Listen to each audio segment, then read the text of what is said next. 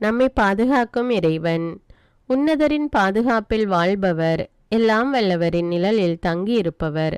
ஆண்டவரை நோக்கி, நீரே என் புகலிடம், என் அரண், நான் நம்பியிருக்கும் இறைவன் என்று உரைப்பார்.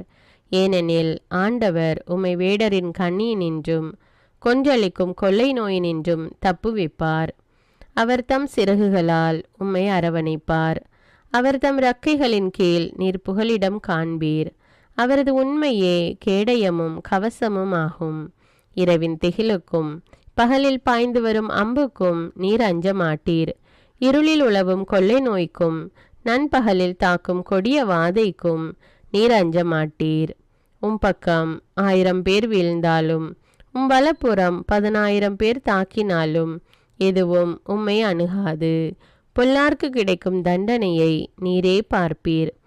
கண்ணாலேயே நீர் காண்பீர். ஆண்டவர்